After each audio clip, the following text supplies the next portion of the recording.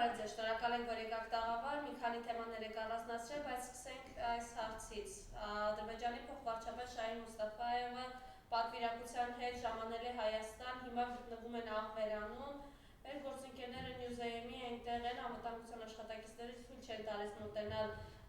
հյուրանոցին, որտեղ Մուստաֆայևն է հանգրվանել։ Խնդրեմ, այս մասով ձեր տեսակետը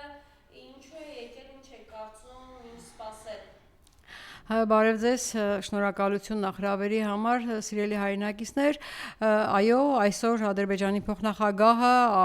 պատվիրակությունը նրա ղեկավարությամբ այցելել է Հայաստան եւ նրանք հիմա հանդիպում են Փաշինյանի հետ, բնականաբար մայիսի 3-ին 4-ին ԵՄ գագաթնաժողովի շրջանակներում երևի թե շրջանակների հետ կապված երևի թե նրանք ադրբեջանական կողմը կոնկրետ հստակ հրահանգներ է իջեցնելու մեր ղեկավարին, այսպես ասած Փաշինյանին, թե ինչ խոսի, ինչ թեմայի խոսի, որտեղ էմոցիան բարձրացնի, որտեղ լռի եւ ինչ շեշտադրումներ անի իր ելույթում, որովհետեւ առանց ադրբեջանական հրահանգների մենք վաղուց արդեն համոզվել ենք, որ Նիկոլ Փաշինյանը որևէ ելույթ չի ունենում, որևէ ուղերձ չի հնչեցնում, որևէ միջազգային հարթակում։ Եվ բնականաբար երևի թե հեռախոսային, այդպես ասած, հաղորդակցման կապը հնարավոր չէր օգտագործել ու հրահանգները ճիշտ ձևով տալ, մարդը եկել է այստեղ կոնկրետ հրահանգավորելու, թե ով է խոսելու, ինչ է խոսելու, ինչի մասին է խոսելու եւ առավել քան ես դրանում համոզված եմ եւ ինքներս առաջիկա ելույթների լսելով կհասկանանք, որ այս Նիկոլ Փաշինյանի ելույթներում պետք է հնչեն ադրբեջանական բոլոր ցանկությունների կատարման պատրաստակամության մասին։ Ուրիշ ոչինչ մենք չենք սպասում եւ չենք էլ կարող սպասել, հո այդքան միամիտ չենք, այնպես որ այլ բան սպասել հնարավոր չէ։ Եվ միգուցե նաև ինչ-որ ակնարկներով հասկանանք, թե առաջիկայում էլ ինչ դժբախտություններ ու էլ ինչ ավերածություններ ու էլ ինչ քայլեր են սպասվում մեր երկրին ադրբեջանական կողմից, եթե մի նոր պահանջ չկատարվի։ Ինչ են եկել են տեղ կանգնեն, իրենց Փաշինյանի վերջերս Այո, նրանք ավելի լավ թեկնածու, քան Նիկոլ Փաշինյանն է Ադրբեջանի համար չի կարող լինել, որովհետև Նիկոլ Փաշինյանը ԿՊ-ն ու իրենց ամբողջ թիմը ամբողջովին պատրաստակամորեն իրականացնում են Ադրբեջանի պահանջները եւ եթե դեռ չեն իրականացնել, ապա միանշանակորեն հայտարարում են իրենց պատրաստակամությունը ապագայում այդ ամենը անելու եւ բնականաբար իրենք եկել են մի նոր աջակցություն, տարբեր ձևերով աջակցությունը հայտնելու, հաղորդելու, փոխանցելու այս ղեկավարությանը, որպեսզի առաջիկա 1-2 ամիսներին հանրության հետ աշխատեն այնպես, որ հնարավորություն լինի ավելի հեշտ վերընտրվել, որովհետև Ադրբեջանը շատ լավ հասկանում է, որ Նիկոլ Փաշինյանի վերընտրությունից է կախված իրենց ծրագրի ամբողջական կատարումը, իրենք շատ լավ հասկանում են, որ Նիկոլ Փաշինյանը պետք է անպայման վերընտրվի, որպեսզի նրանք կարողանան թուրք-ադրբեջանական տանդեմի ծրագրերն իրականացնել, իրանք չեն թաքցնում դրա մասին եւ բնականաբար իրենց աջակցությունը իրենք պետք է թույլ տան եւ հետաքրքիր է, որ իրենց աջակցության, իրենց հրահանգների արդյունքում ոչ միայն այս իշխանությունները խոսում են սահմանադրության փոփոխության պատրաստակամության մասին, ոչ միայն չեն հերքում 300,000 ադրբեջանցիների Հայաստան գալու նրանց առաջարկը, ոչ միայն չեն մերժում, ոչ միայն չեն հակադարձում, օրինակ ինչու չեն հակադարձում, երբ որ նրանք Ալիևը ասում է 300,000 ադրբեջանցի պետք է գա Հայաստան, որևէ մի ԿՊ-ի, որևէ մի ԿՊ-ականի ազգային ժողովի նախագահ լինի, թե վարչապետ լինի, թե փոխվարչապետ, որևէ մի ԿՊ-ականի մտքով չի անցնում, ասի, բա այդ դեպքում են մնացած մեր 500,000-ը, որ այնտեղից եկել են, ինչու չեք պահանջում այդ հայերի հետ վերադարձը, ասենք Բաքու, Կիրովաբադ եւ այլն, բա ինչու չեք դրա մասին խոսում, եթե այդպես համագործակցում եք, եթե այդպես խաղաղության կողմնակիցներ եք, եթե այդպես երկու կողմդ էլ պատրաստ եք խաղաղության, էլ չի ասում, որ նրանք վախեցնում են պատերազմով, սրանք էլ գլուխները մինչև գետին կախելով պատրաստ են ամեն ինչ կտոր հանձնելու, միայն թե մնան իրենց աթոռին եւ ես հիշեցի ակամայից հիշեցի Երևանի ընտրությունների ժամանակ ԿՊ-ի կարգախոսը հիշում եք ասում էր ասեք կանենք ըստ էության, այո, իրենք պատրաստ, իրենց կարգախոսն է ասեք կանեն, բայց դա ուղղված է Ադրբեջանին։ Նրանք Ադրբեջանի իշխանությանը ասում են, ինչ ասեք կանենք, միայն թե մեր աթոռը մեր տակից չանեք, մեր իշխանական աթոռը թողեք մեզ։ Սա է նրանց կարգախոսը, ասեք կանենք, ուղղված Ադրբեջանին, ուղղված Թուրքիային, ուղղված թուրք-ադրբեջանական տանդեմին։ Եվ բնականաբար այսօրվա հանդիպումն էլ նորից նույն շրջանակների մեջ է տեղավորվում։ Եթե այսպես խոսենք, եթե իրենք հակադարձում են, չէ, իրենք ադրբեջանական հրահանգները չեն կատարում, ապա այդ ում հրահանգներն է կատարում։ Հիշենք ընդամենը ապրիլի 24-ին ջահերով երթի ժամանակ այրվող դրոշի վերաբերյալ այս ՔՊ-ականների բուռն արձագանքը, վայ, դուք ես ինչ եք անում, ինչու, որովհետև Ադրբեջանի նախագահը կամ փոխնախագահը կամ ինչ որ մեկը չեմ էլ հիշում, ուղիղ հրահանգ իջեցրեց, պետք է պատժվեն թուրքական դրոշ այրողները։ Բա որևէ մեկիդ այդքան թասիբ չունեիք, որևէ մեկը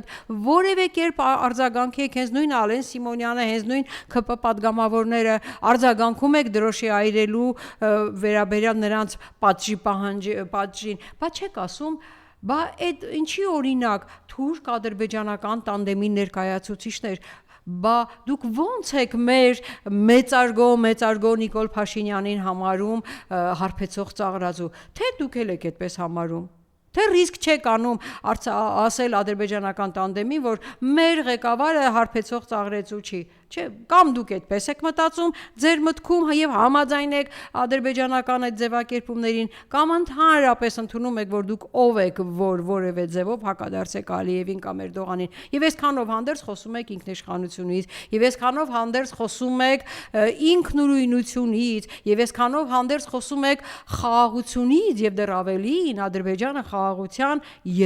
Ադրբեջանին խաղաղության երաշխավորը համարում։ Այդ խաղաղության երաշխավորողը չի, որ այսօր մեր սահմանամերձ տարածքները օկուպացրել է ադրբեջանական զորքը ընդեղա ու չի հանում։ Այդ խաղաղության երաշխավորը չի, որ արդեն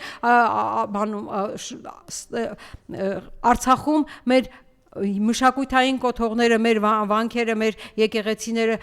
գետնին է հավասարացնում, այդ խաղաղության երաշխավորն է այդպիսի բաներ անում, բա դուք որևէ մեկը չեք ուզում ասել խաղաղության երաշխավոր, այս ինչ քայլեր ես անում, բա խաղաղության երաշխավորը ինչու հանկարծ չի ուզում մեր գերիներին հետ վերադարձնի, հատկապես ռազմաքաղաքական Բաքվում գտնվող Արցախի ռազմաքաղաքական ղեկավարությանը, ինչու բա որևէ մեկը այդպիսի հարց չեք բարձրացնում այդ խաղաղության երաշխավորի առաջ, ինչու վիրավորանքներին ձեր իսկ ղեկավարի, ձեր իսկ մեծարգոյին նկատմամբ վիրավորանքներին չի պատասխանում, թե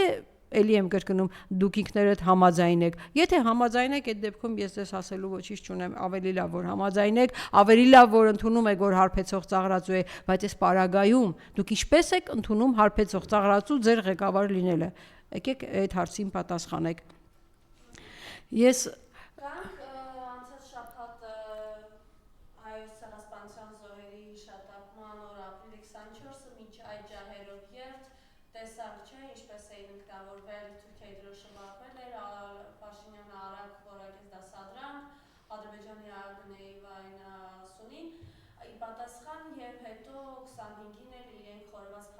Այո։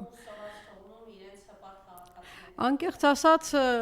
այո, գիտեք, այսպիսի հարց է առաջանում, լավ, դուք ընդհանրապես ինքնասիրություն չունեք, դուք ընդհանրապես հայրենասիրություն չունեք, դուք ընդհանրապես ազգային մտածողություն չունեք, դուք ընդհանրապես ազգային ցավի զգացողություն չունեք, թե ինչ, ապրիլի 24-ի հաջորդ օրը կարելի է խորոված փարթի անել, ինչպես կարելի էր, լավ, ենթադրենք որոշել էիք, որ ապրիլի վերջի շաբաթօրն է կարելի էր, չէ, դա ուրիշ օր տեղափոխել։ Հիմա եթե հաջորդ տարի, եթե ինչքան հիշում եմ, ինչքան հաշվարկում եմ, հաջորդ տարի այդ վերջի շաբաթը ապրիլի 24-ն է լինելու։ Հիմա ինչ, դուք ապրիլի 24-ին հաջորդ տարի մի կողմում պիտի ջահերով երթ լինի, մի ցեղասպանության զոհերի հիշատակի այդ երթը լինի ու մարդկանց սքո այդ արարողությունը մի կողմից էլ դուք այդ խորոված փարթիներն եք անել անելու։ Եւ գիտեք, ամենահետաքրքիրն այն էր, որ այդ խորոված փարթիի մասնակից իրենց իսկ պատկերացմամբ իրենց իսկ ընտրողները այսպես փոր ու փոշման հետ էին գալիս, ինչու, որովհետեւ նրանք պատկերացնում էին, որ Նիկոլը այն նախկիններից ամեն ինչ թալանել է, իրանց համար խորովածները արել, հիմա իրան գալու են ուտեն։ Ու պարզապես տեսանք, չէ, թոշակառուները ինչպես էին հպարտորեն գնում դեպի խորոված ուտելու սեղաններ եւ այսպես գլխիկոր հետ էին գալիս, որովհետեւ խորովածը թանկ էր։ Սիրելի թոշակառուներ, հենց այդպես է լինելու է, այսպես սրանք ձեզ մատուցում են, խոստանում են, այսպես հրամցնում են արտաքինից իմիտացիայով էժան, ձրի, անվճար որոշակի ծառայություններ, բայց իրականում երբ մոտենում եք այդ ծառայությանը, հասկանում եք, որ այնտեղ ոչ մի անվճար բան չկա, հասկանում եք, որ ամեն մի ծառայության առաջարկի դիմաց կա լուրջ պարտադրանք, լուրջ գին եւ դուք վճարում եք այդ գինը, վճարում եք սիրելի թոշակառուներ, սիրելի մայրեր, ձեր երեխաների ապագան թուրքին վաճառքով, թուրքին վաճառելով, դուք վճարում եք ձեր հարազատների, ձեր երիտասարդների արտագաղթի համար, դուք վճարում եք իրեն ձեր ձայնով, որպեսզի նպաստեք, որ ձեր երիտասարդներն արտագաղթեն։ Ես այսօր ուզում եմ իմ խոսքը ուղղել, իմ ամբողջ ելույթը ուղղել հայ մայրերին, հայ կանանց, հայ թոշակառուներին, ովքեր որ կազմում են ընտրողների մեծամասնությունը, ում ձայնը էապես ազդեցություն է ունենալու առաջիկա ընտրություններում, եւ ուզում եմ խոսել հիմնախնդիրների մասին, որոնք առաջին հերթին եւ միգուցե ամենաշատը հուզում են հայ մայրերին, հայ կանանց, սիրելի մայրեր, սիրելի կանայք, եթե դուք ուզում եք, որ ձեր երեխաները չարտագաղթեն, եւ մենք ունենանք, ուրեմն պետք է ունենանք արժանապատիվ երկիր, մենք պետք է ունենանք այնպիսի երկիր, որտեղ մեր երեխաները որի հետ կապեն մեր երեխաները իրենց ապագան, որտեղ մեր երեխաները անվտանգ ապագա տեսնեն եւ իրենց կյանքը կապեն այստեղ։ Դրա համար մենք պետք է մերժենք նիկոլիզմը։ Եթե մենք ուզում ենք, որ մեր երեխաները հետ վերադառնան, արդեն արտագաղթածների մի մասը գոնե հետ վերադառնա մեր հայրենիք, մենք պետք է անպայման մերժենք նիկոլիզմին։ Իսկ դրա համար ինչ պետք է ունենանք։ Մենք դրա համար պետք է ունենանք տնտեսության զարգացում, դրա համար մենք պետք է ունենանք անվտանգության ապահովման հստակ մեխանիզմներ, դրա համար մենք պետք է ունենանք ճիշտ դիվանագիտական հարաբերություններ, դրա համար մենք պետք է ունենանք այնպիսի տնտեսություն, որ աշխատատեղեր ավելացվեն եւ դրա համար մենք պետք է կատարենք իհարկե ճիշտ ընտրություն։ Ես փորձեմ խոսել այն իրավիճակի մասին, որ կա այսօր մեր երկրում եւ ինչ ենք առաջարկում մենք, եթե նիկոլիզմը գնա ու իշխանության կան ազգային պետական ուժերը եւ սկսեմ մի քանի ոլորտներից, որի մասին ես միշտ խոսում եմ։ Առաջին հերթին եկեք ես ուզում եմ խոսել տնտեսության ոլորտի մասին։ Ինչ ունենք այսօր։ Մենք ուզում ենք, որ մենք խոստանում ենք, որ մենք անպայման աշխատատեղեր պետք է ստեղծենք, որովհետև առանց աշխատատեղի երիտասարդ ընտանիքները չեն ձևավորվելու, առանց աշխատատեղերի մեր երիտասարդները մեր երկրում չեն մնալու։ Եթե չունենանք աշխատատեղեր, մեր խելոք, գիտելիքներով հարուստ նորարար երիտասարդները արտագաղթելու են։ Դրա համար մենք ամեն ինչ պետք է անենք եւ մենք խոստանում ենք, որ առնվազն տարեկան 45000 աշխատատեղ կունենանք, կստեղծենք, որպեսզի մեր երիտասարդները իրենց կյանքը, իրենց ապագան կապեն այս երկրի հետ, մեր երկրի հետ եւ չարտագաղթեն։ Մենք տեսնում ենք, որ իրենք շարունակում են վախեցնել հայ ժողովրդին պատերազմով, 4 պատերազմ վերած այս իրական խաղաղգլուխ, այսպես ասենք, Փաշինյանը 4 պատերազմ որ իրենք վերել են, ասում են, այ որ իրենք չլինեն, ու այս Շուշանգյանները, ինչպես ինքն է որակում, որ գնան ձայնը տան ընդդիմությանը, պատերազմ կվերեն։ Հա, իրենք իսկապես ես արդեն հաջորդը պետք է գայի, այո, որովհետեւ մենք ապահովենք մեր երիտասարդների համար կայուն անվտանգ կյանք, մենք պետք է այո խաղաղություն ապահովենք։ Իսկ խաղաղությունը պետք է լինի կայուն, խաղաղությունը պետք է լինի իրապես խաղաղություն, ոչ թե այս իշխանությունների հայտարարած խաղաղություն։ Այսինքն, իրենք արդեն 10 տարի է, 7-8 տարի է փաստացիորեն իշխանություն են եւ իրենց այդ 7-8 տարիների իշխանության ժամանակ արդեն 4 պատերազմ են բերել։ Հիմա 4 պատերազմ բերած եռագլուխ դևը Ալիև, Նիկոլ Փաշինյան եւ Էրդողան 4 պատերազմ Հայաստանի երկիր բերած այդ երագլուխ դևը խոսում է Հայաստանում խաղաղության ապահովման իրենց հնարավորությունների մասին եւ ով է այդ խաղաղությունը ապահովելու, ով է այդ խաղաղության երաշխավորը, Ադրբեջանը, սա ուղղակի ծաղր է մեր ժողովրդի նկատմամբ։ Սիրելի հայրենակիցներ, այսինքն 4 պատերազմ բերած եւ հիշեք, որ այդ պատերազմները հենց այնպես չեն եղել։ Իրենք առիթ են տվել այդ պատերազմը, որ 44 օրյա պատերազմի առիթը իրենք են տվել, հասկանում եք։ Իրենք ամեն ինչ արեցին, որ այդ պատերազմը սկսվի։ Իրենք ամեն ինչ արեցին, որ այդ պատերազմը ժամանակին հրադադարը չկնքվի։ Իրենք ամեն ինչ արեցին, Նիկոլ Փաշինյանը ինքը ազգային ժողովում հիշում եք, ասեց, բա մենք կարող էինք այս ամեն ինչը ունենալ առանց պատերազմի, առանց զահոյերի, բայց մեզ դավաճան կասեն։ Իրենք ամեն ինչ արեցին, որ այդ պատերազմը սկսվի, շարունակվի, մենք ունենանք հազարավոր երիտասարդ զոհեր, որպիսի թուրք-ադրբեջանական տանդեմի ծրագիր իրականացվի եւ հիմա այսօր խաղաղության անվան տակ պատերազմի վախով շարունակեն իրականացնել այդ նույն տանդեմի ծրագրերը։ Այո, իրենք ամեն ինչ արեցին այդ պատերազմը սկսելու, պատերազմը շարունակելու համար եւ հասկանում են, որ ժամանակ դեռ իրենց էլի ժամանակ է պետք, դեռ էլի իրեն ժամանակ է պետք, որտեղ որ շատ հրահանգներ դեռ չեն կատարել եւ հիմա էլ արդեն պատերազմով են վախեցնում, պատերազմով վախեցնելով կտոր հանձնում են, այսա էլ տանք թե չէ պատերազմ կլինի, այսա էլ կտանք թե չէ պատերազմ կլինի, Ալիևի ես հրահանգնել կատարենք թե չէ պատերազմ կլինի, սա է իրենց քաղաքականությունը եւ էլի եմ կրկնում 4 պատերազմ բերող քարագլուխ, երագլուխ դևը այսօր խոսում է պատերազմը կանխելու, խաղաղություն ապահովելու իրենց հնարավորության մասին ոչ, իրենք դա ընդամենը խոսում են, իրենք դա օգտագործում են, այդ թեզը օգտագործում են, որպեսզի վերընտրվելուց հետո հնարավորություն ստանան իրականացնելու ադրբեջանական մյուս պահանջները, սահմանադրության փոփոխություն, 300,000 ադրբեջանցիներ եւ այլն։ Եթե այդքան խաղաղություն ապահովող եք, այդ դեպքում ինչու չեն նրանք ազատում մեր սահմանները։ Եթե այդքան վախեցած չեք այդ տանդեմից, ապա ինչու եք հրաժարվում ցեղասպանության ճանաչման գործընթացից։ Խաղաղության երաշխավոր երկիրը արգելում է այս երկրում խոսել ցեղասպանության մասին, որովհետև իրենք են իրականացրել, սա է իրանց պատկերացրած խաղաղությունը։ Այսինքն, եթե իրենք չեն ընդունում իրենց կատարած մեղքը, եթե իրենք մեղա չեն գալիս իրենց կատարած մեղքի համար, 1,5 միլիոն հայի ցեղասպանելու համար, այդ տիպի երկիրը, այդ տիպի իշխանությունը, այդ տիպի պետությունը կարող է լինել խաղաղության երաշխավոր, սիրելի հայրենակիցներ, իհարկե ոչ։ Իրենք ընդամենը բառերն են օգտագործում ոմանց խաբելու համար, բայց ես արդեն համոզված եմ, գրեթե համոզված եմ սիրելի հայրենակիցներ, որ մենք բոլորս շատ լավ հասկացել ենք, թե նրանց ասած խաղաղությունը իրականում ինչ վտանգներ է իրենց մեջ ներառում։ Նրանց ասած խաղաղությունը երկիրը թուրք-ադրբեջանական տանդեմին հանձնելն է։ Նրանց ասած գովերքած խաղաղությունը 300,000 ադրբեջանցիներով Հայաստանը լցնելն է, որը մի քանի տարի հետո դառնալու է ընտրողների մեծամասնություն։ Նրանց ասած խաղաղությունը այդ սահմանամերձ գոտիներն օկուպացրած զորքի օր-օրի առաջընթացն է, նրանց ասած խաղաղությունը ցեղասպանության ճանաչումից ընդհանրապես հրաժարվելն է միջազգային հարթակներում, նրանց խաղաղությունը մեր արցախցիների Արցախ հետ վերադարձի իրավունքից հրաժարումն է, սա խաղաղություն չի, սա կապիտուլյացիա է, պարզապես իրենք նոր բառ են սահմանել իրենց բառարանում, խաղաղություն, որը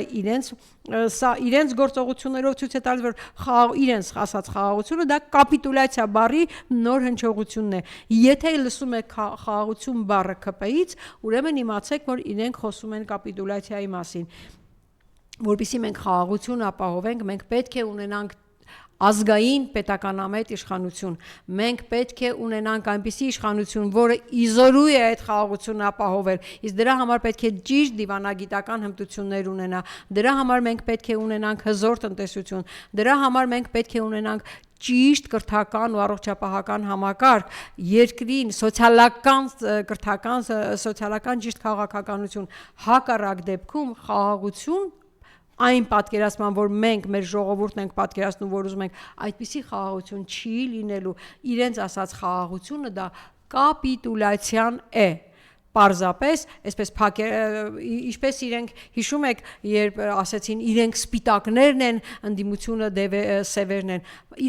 մենք պատկերացնում ենք այդ սպիտակությունը, մաքրություն, ազնվություն, չէ՞, ժողովուրդ հետ, բայց իրականում իրենց ասած սպիտակությունը այդ հանձնվողի սպիտակ դրոշն էր։ Հիմա իրենք երբ որ ասում են խաղաղություն, սիրելի հայրենակիցներ, մի պատկերացրեք այն խաղաղությունը, որ դուք գիտեք։ Իրենց ասած խաղաղությունը դա իրականում կապիտուլյացիան է, եւ որpիսի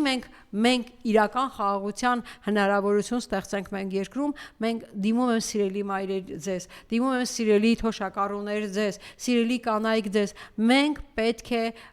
ազատվենք նիկոլիզմից։ Մենք որpիսի ունենանք խաղաղ երկիր, տնտեսություն զարգացած, մենք պետք է ունենանք ճիշտ կրթական համակարգ, մենք պետք է ունենանք առողջապահական ճիշտ համակարգ։ Ինչ ունենք այսօր։ Իրենք անընդհատ գովերգում են այս ապահովագրության համակարգը։ Ընդամենը երկու շաբաթ առաջ ներկայացվեց ապահովագրական համակարգի առաջին եռամսյակում կատարված աշխատանքները իրենց կողմից եւ ճիշտ է, թվերը այսպես ազդեցիկ էին, քանի մարդ է օգտվել ապահովագրական համակարգից։ Մեր թոշակառուների 65+ տարիք ունեցող թոշակառուների 41%-ը արդեն դիմել օգտվել է առողջապահական համակարգից։ Սա շատ մեծ թիվ է, այո, լավ են արել, որ օգտվել են, բայց այստեղ հարց է առաջանում, սիրելի հայրենակիցներ, սիրելի քաղաքացիներ, 8 տարի իրենք այսինչ քաղաքականություն են վարել, որ առողջության այս ապահովագրական համակարգի միայն 65+ տարիքի 41%-ը կարիք ունի, բայց չէ որ իրենք 8 տարի առողջապահական քաղաքականություն են իրականացրել, բա ուր մնաց իրենց այդ համակարգի համար այդ քաղաքականության ամենակարևոր մեխը հանդիսացող կանխարգելումը, այդ ինչպես են կանխարգելել 8 տարի իրենց գործողություններով, որ 41%-ը հիվանդ է եւ ստիպված առաջնահերթ բուժօգնության կարիք է ունեցել։ Սա է իրենց առողջապահական համակարգը։ Սիրելի հայրենակիցներ, իրենք դիտավորյալ այնպիսի քաղաքականություն են առողջապահական իրականացրել, որ այսօր հիվանդների թիվը շատ լինի, որ այսօր ապահովագրությանը դիմեն, ստանան իբր թե անվճար բուժում եւ ասեն այս ինչ լավն էր իշխանությունը։ Եթե դուք լավ իշխանություն լինեիք, դուք ձեր գործունեությունը այնպես կծավալեիք, որ մենք այսքան հիվանդ չունենայինք։ Այս ապահովագրական համակարգում ուրեմն ընդամենը առաջին եւ 41%-ը ընդամենը 3 ամսում, դուք հասկանում եք սա ինչ թիվ է, այս առաջին 3 ամսում մեր երեխաների մինչև 18 տարեկանների 28%-ը դիմել օգտվել է այս ծառայությունից։ Այո, շատ լավ է, որ հնարավորություն է եղել դիմելու, բայց ես հարցը մյուս տեսանկյունից եմ նայում, բա դուք ինչպես եք առողջապահության քաղաքականություն իրականացրել, որ 28%-ը առաջին անհրաժեշտ ու շտապ բուժօգնության, շտապ օգնության կարիք է ունեցել երեխաների 28%-ը։ Եվ դուք խոսում եք ազգային անվտանգության ապահովումից, սա է ձեր պահպանված ազգային անվտանգության ապահովումը։ Ինչպես կարելի է խոսել ազգային անվտանգությունից, եթե երեխաների մինչև 18 տարեկանների 28%-ը ընդամենը 3 ամսում դիմել է շատ արագ այդ ապահովագրական համակարգից օգտվելուն եւ օգտվել է։ Սա սարսափելի թիվ է, սիրելի հայրենակիցներ, եւ եկեք չասենք, չմոռանանք, որ այդ 18 տարեկանները հիվանդացել են իրենց իշխանության ժամանակ։ 18 տարեկանների հիվանդությունները չեն կանխարգելվել իրենց իշխանության ժամանակ։ Նախկինների վարած քաղաքականության արդյունքում չեն այդ 18 տարեկանի 28%-ը հիվանդացել։ Նախկինների 10 տարի առաջ վարած քաղաքականության արդյունքում չի 65 տարեկան պլյուսի 41%-ը այդպես հիվանդացել, որ այսօր նրանք միանգամից այս ապահովագրական համակարգ են դիմել եւ ծառայություններից օգտվել։ Ուրեմն իրենք չեն իրականացրել։ Այստեղ է մեխը, որ իրենց ձեռք չի տալիս առողջ հասարակություն։ Իրենք ուզում են ունենալ հիվանդ հասարակություն։ Իրենց քաղաքականությունը իրականացում են այնպես, որ անառողջ հասարակություն ունենան, իրենցից կախված հասարակություն ունենան, որ այսօրվա օրը ընդամենը ընտրությունից մի քանի ամիս առաջ նման ձևով կաշառք առաջարկելով, ես նրա անունը դնում եմ կաշառք առաջարկելով փորձեն վերընտրվել։ Սա է այս իշխանության դեմքը, սա է իրենց տեսակը, սա է ԿՊ տեսակը։ Իրենց վերարտադրելու համար իրենք արդեն 8 տարի գործ ունենալով, արդեն 5 տարի առաջ ծրագիր ունեիք ապահովագրելու, այդ ինչի բերեցիք, հարցրեցիք վերջին 3 ամսին։ Հաջորդը կրթական համակարգը, սիրելի հայրենակիցներ, այս իշխանություններին կրթված հասարակություն պետք չէ, այս իշխանություններին կրթված հասարակությունը չի թողնի վերարտադրվել, դրա համար իրենք եկած օրվանից քանդում են կրթական համակարգը, քանդել են կրթական համակարգը, խոստացան ուսուցիչների աշխատավարձ բարձրացում, բոլոր ուսուցիչների աշխատավարձի առնվազն 30-ից 50% բարձրացում էին խոստացել, իսկ ինչ ունենք այսօր, 32,000 մոտ այդ կարգի ուսուցիչների ընդամենը 9,600, եթե չեմ սխալվում, այս ուսուցիչների աշխատավարձի բարձրացում ունենք եւ այն էլ տեստավորման արդյունքում բոլոր ուսուցիչները չեն, դա ընդամենը ուսուցիչների 1/3 մի քիչ ավելն է, սա է իրենց խոստացած քաղաքականությունը եւ մենք խոստանում ենք, որ այո, մենք պետք է առողջության ապահովագրական համակարգ ունենանք, այո, մեր երկիրը պետք է ունենա, բայց առողջության համակարգը, որպեսզի ապահովագրության համակարգը ճիշտ ու արդյունավետ գործի ու բոլորի համար գործի, պետք է ճիշտ առողջապահական քաղաքականություն իրականացնել։ Ինչ են արել իրենք, թոշակառուների թոշակը իրենց հայտարարությամբ պետք է բարձրացնեին եւ միջին կենսաթոշակը պետք է հասներ նվազագույն սպառողական զամբյուղին եւ նվազագույն սպառողական զամբյուղը այսօրվա հաշվարկներով 87,000 է, այս թանկացումներից հետո ավելին է, իսկ իրենք ընդամենը ունեն այս 10,000 ավելացումից հետո 63,000, դե հիմա որտեղ 63-ը, որտեղ 87-ը, եկեք մի հատ համեմատենք, ինչ է ստացվում իրենց վարած քաղաքականության արդյունքում, մեր թոշակառուն մնում է կիսասոված եւ ընդ որում հիշենք, որ վերջին 10,000-ը ավելացրել են ընդամենը ապրիլի 1-ից, այս ամսվա 1-ից, այսինքն 5 տարվա ընթացքում իրենց խոստումին ընդհանրապես մոտ չեն եկել, 80,000 սպառողական զամբյուղի փոխարեն դիմաց իրենք ունեցել են 49-50,000 միջին կենսաթոշակ, այսինքն իրենք թոշակառուին պահել են կիսասոված վիճակում, իսկ կիսասոված վիճակում թոշակառուն ակնհայտորեն շատ ավելի շուտ է հիվանդանալու, շատ ավելի շատ է հիվանդանալու եւ շատ ավելի բուժօգնության ծառայություն է ունենալու։ Դե եթե ճիշտ քաղաքականություն էիք վարում սոցիալական, ուրեմն դուք պետք է այնպես անեիք, կանխարգելեիք այդ հիվանդություններից։ Կանխարգելման առաջին գործողություն պետք է լիներ, այո, միջին կենսաթոշակի բարձրացում մինչև սպառողական զամբյուղ, այո, նվազագույն աշխատավարձի բարձրացում մինչև միջին աշխատավարձին հավասարեցման մոտեցնելը։ Միջին աշխատավարձը մեզ մոտ իրենց հաշվարկներով 300,000 է, բայց ես երբ որ պահանջել եմ տվյալները 880,000 աշխատողից գրեթե 500,000-ը միջին աշխատավարձից ցածր աշխատավարձ ստացողներն են եւ դեռ ավելին 350,000-ից ավելին մինչև 120,000 ստացող աշխատողներն են, այսինքն մեզ մոտ աշխատողների 1/3 չէ, նույնիսկ ավելին 1/3-ից ավելին աշխատող աղքատներ են, բա աշխատող աղքատը պետք է կիսասոված մնա, աշխատող աղքատ կիսասովածը շուտ կհիվանդանա եւ հիմա այսօր եկել է գլուխ է գովում, ասում եք ապահովագրության համակարգով մենք անվճար ծառայություններ ենք առաջարկում մեր հիվանդներին, լսեք, այնպիսի քաղաքականություն վարեիք, որ մեր հիվանդների թիվը կչանար, ուր է մեր կանխարգելումը, սա է այս մարդկանց տեսակը, սիրելի հայրենակիցներ, իրենք այսպես են վարում իրենց սոցիալական քաղաքականությունը, հնարավորինս կիսասոված, հնարավորինս կիսատակ, հնարավորինս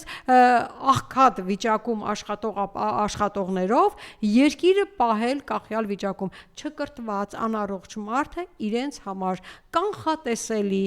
կախվածության մեջ գտնվող, իրենց համար վերարտադրությունը ապահովող զանգված են իրենք ընդամենը դիտարկում, սիրելի հայրենակիցներ, սիրելի մայրեր, ես ձեզ եմ դիմում, եթե մենք ուզում ենք, որ մեր երեխաները չլքեն այս երկիրը, եթե մենք ուզում ենք, որ մեր երեխաները չարտագաղթեն, եթե մենք ուզում ենք, որ մեր երիտասարդները չգնան պատերազմում ու չզոհվեն պատերազմում, եթե մենք ուզում ենք մեր երեխաները չզոհվեն պատերազմում, մենք պետք է ընտրենք այնպիսի ուժ, որը իզորու է խաղաղություն պահելու։ Հիշենք Ռոբերտ Քոչարյանի իշխանության տարիներին, այսինքն այսօր 4 պատերազմ բերած իշխանությունը քննադատում է մեկին, որի իշխանության ժամանակ 10 տարի իշխանության ժամանակ մեր երկիրը պատերազմ չի տեսել։ 4 պատերազմ բերած այդ Եռագլուխ դևի մի գլուխ ներկայացուցիչ Նիկոլ Փաշինյանը այսօր խոսում է այնպիսի խաղաղությունից, որի արդյունքում մենք ունեցել ենք 5000 ավելի զոհ, որի արդյունքում մենք տվել ենք Արցախ երկիրը հանձնել ենք Արցախ երկիրը թշնամուն, որի այդ իրանց ասած խաղաղության հնարավորությունների շրջանակում մենք այսօր ունենք մեր սահմանների օկուպացիա եւ այս եռագլուխ դևի ներկայացուցիչը այսօր խոսում է մի ղեկավարի մասին, որի իշխանության ժամանակ թոշակառուների թոշակը, որը կուտակված պարտք էր, ոչ միայն այդ պարտքը հետ վերադարձվեց, թոշակառուների թոշակը նրա իշխանության ժամանակ Ռոբերտ Քոչարյանի ժամանակ 5 անգամ ավելացվեց։ Ուսուցիչների աշխատավարձը, երբ որ նա իշխանության եկավ, հիշեք, սիրելի ուսուցիչներ, հիշեք թոշակառուներ, որ դուք պարտքեր ունեիք ձեր թոշակներից, ձեր աշխատավարձերից, բժիշկների աշխատավարձերից, ոչ միայն այդ պարտքերը հետ վերադարձվեցին, այլևս նաև բարձրացվեցին այդ աշխատավարձերը։ Մենք այսօր ունենք արտաքին պարտքի մի ահռելի թիվ, իսկ ինչ ենք արել այդ արտաքին պարտքը վերցնելով։ Մենք ունենք արդյոք այդ արտաքին պարտքի դիմաց որևէ կապիտալ ներդրում, ոչինչ չունենք։ Մենք այդ արտաքին պարտքի դիմաց, եթե նորմալ ղեկավարություն լիներ, մենք պետք է ունենայինք այսօր հզոր տնտեսություն, կրկնապատկվել եւ ավելին է արդեն կրկնապատկվելուց ավել է արտաքին պարտքը, բայց դրա փոխարեն միայն հենց որ հարցնում ենք ինչ է կարել արտաքին պարտքը, այդքան ասֆալտ ենք փռել։ Երևի թե հիշեք, ասֆալտ ենք, ինչ ասում ենք, զատո ասֆալտ ենք փռել, բայց այս տարի երևի Աստծո կամքն էր, շատ ներողություն, բայց երևի Աստծո կամքն էր, որ այսքան երկար ձուն, անձրև, որպեսզի Աստված ցույց տար, բացեր մեր հասարակության աչքերը ու ասեր, տեսեք, սա է իրենց փռած ասֆալտի որակը։ Այսքան ձյունն ու անձրևը բացեց ձեր աչքերը, բացեց մեր աչքերը, ցույց տվեց իրենց փռած ասֆալտի որակը։ Իրենց փռած ասֆալտ արդեն չկա, բայց այդ արտաքին պարտքը մեր ուսերին է, մեր երեխաների ուսերին է։ Սիրելի մայրեր, որպեսզի մեր երեխաները վարկից ճկրելով, այդ վարկերից խուսափելով չփորձեն արտագաղթել, մենք առաջարկում ենք վարկային քաղաքականության հստակ կազմակերպում, վարկային քաղաքականության հստակ վերահսկողություն, որպեսզի նախ այդ սև ցուցակների վերանայում։ Մենք առաջարկում ենք մանր ու միջին բիզնեսի շատ էֆեկտիվ զրո, մի քիչ ավել, բայց այնպիսի արտոնյալ քաղաքականություն, որի արդյունքում մեր փոքր ու միջին բիզնեսը պետք է զարգանա, թափ առնի, որովհետև առանց միջին ու փոքր բիզնեսի երկիրը, տնտեսությունը չի կարող աճել։ Մենք առաջարկում ենք այնպիսի քաղաքականություն, որտեղ գյուղացու աշխատանքը պետք է դիտարկվի որպես ստաժ, որպես տաքս ու վարորդի աշխատանքը պետք է դիտարկվի որպես ստաժ։ Հասկանում եք, այնպիսի պրիմիտիվ բաներ, որ իրենք պետք է անեին ու չեն անում։ Իրենք եկան ոչ եւ չմտածենք, որ իրենք չէին հասկանում, իրենք հասկանալով չեն անում։ Եկան ու գյուղատնտեսությունը փակեցին։ Ինչու, սիրելի գյուղատնտեսներ, սիրելի գյուղացիներ, գյուղատնտեսության նախարարությունը ինչու փակեցին, որովհետև իրենք գյուղատնտեսության զարգացումը ոչ միայն չէին ուզում, իրենց պետք է ընդհանրապես գյուղատնտեսության անկում, որովհետև իրանց ծրագրերում թուրքական գյուղատնտեսական մթերքը Հայաստան բերելու եւ դրանով մեր գյուղատնտեսությունը ընդհանրապես ոտնատակ տալու ծրագիր ունեն։ Սա է իրենց ծրագիրը։ Մենք այս ամենի դեմ ենք պայքարելու։ Մենք անելու ենք այնպես, որ ունենանք արժանապատիվ վարձատրությամբ բժիշկ, արժանապատիվ վարձատրությամբ ուսուցիչ, առանց արժանապատիվ վարձատրության ուսուցիչ մենք չենք կարող կրթական համակարգ ունենալ։ Մենք այսօր իրենց քաղաքականության արդյունքում մարզային բոլոր բուհերը փակման վտանգի առաջ են։ Մենք պետք է այնպես անենք, որ մարզային բուհերը զարգանան։ Այն գումարները, որոնք իրենք նախատեսել են ու արդեն ծախսել են ու դեռ պետք է իրենց խոստումներով ծախսեն ակադեմիական քաղաքի համար, այդ գումարների շատ ավելի փոքր մասով պետք է զարգացնենք մարզային բուհերը։ Մենք պետք է համաչափ տարածքային զարգացում ապահովենք։ Հակառակ պարագայում ամեն ինչ կենտրոնացնում են Երևանում, ինչու, որովհետև մարզերը պետք է ազատվեն, մարզերից պետք է մարդիկ արտագաղթեն, որ ադրբեջանցիների համար տեղ բացեն։ Նրանք ուզում են մեր երիտասարդությանը իրենց իսկ ասածով տեղավորել ակադեմիական քաղաքում, որպեսզի այնտեղ ավելի հեշտ լինի բոլորի ուղեղները միանգամից լվանալը, չնայած հիմա այդ էլ չեն կարողանում անել։ Նրանք փակում են սահմանամերձ գյուղերի դպրոցները։ Մենք պետք է այնպիսի քաղաքականություն իրականացնենք, որ սահմանամերձ ոչ մի գյուղում, ոչ մի դպրոց չփակվի, որովհետև դա խիստ անվտանգային նշանակություն ունի։ Առանց սահմանամերձ սահմանապահ գյուղերի մենք չենք կարող ունենալ անվտանգություն։ Սա է իրանց բերած քաղաքականությունը, սահմաններում թուրքական զորքն է, սահմանապահ գյուղերն ու սահմանամերձ գյուղերը դպրոցները փակելով, դատարկելով, բուժ հիմնարկները, բուժ ամբուլատորիաները փակելով գյուղացուն ստիպում են արտագաղթել։ Գյուղատնտեսություն չկա, դպրոց չկա, ամբուլատորիա չկա, գյուղացին արտագաղթում է։ Սա է իրենց խաղաղությունը։ Իհարկե 300,000 ադրբեջանցին կգա, 300,000 ադրբեջանցին այսպես կամաց կլցվի Հայաստանով մեկ եւ իհարկե առանց զենքի, առանց զորքի, առանց պատերազմի ամբողջ երկիրը կտան Թուրքին։ Սա է իրենց քաղաքականությունը։ Ես համոզված եմ, սիրելի մայրեր, որ մենք մեր երեխաների համար այսպիսի խաղաղություն հաստատ չենք ուզում եւ դա համոզված ենք, որ բոլորս համոզված ենք, որ դա խաղաղություն չէ, դա կապիտուլյացիա է, իսկ մենք մեր երկրի նման ապագա չենք ուզում։ Մենք մեր երկիրը ապահովելու, երկիրը պահելու լուրջ խնդիր ունենք հենց մեր երեխաների համար, հենց մեր երիտասարդների համար եւ դրա համար մենք պետք է ամեն ինչ անենք ազատվելու նիկոլիզմից։ Սիրելի հայրենակիցներ, սիրելի մայրեր, սիրելի կանայք, դիմում եմ ձեզ։ Մենք կանայք, մայրերս, մենք մեր երկրի ընտրողների բնակչության 52%-ն ավելին ենք, բարձրագույն կրթություն ունեցողներու 62% եւ ավելին ենք, մեր ընտրողների մեծամասնությունն ենք եւ մենք կարող ենք, ուզում ենք եւ պարտավոր ենք այսօր ընտրել ազգային պետականամետ իշխանություն եւ մենք դա միասին հաստատ կարող ենք ու անելու ենք։ Սիրելի մայրեր, անպայման, սիրելի կանայք, անպայման գնացեք ընտրության, անպայման ընտրեք որևէ ազգային պետականամետ ուժի, եթե ուզում ենք երկիրը փրկել այս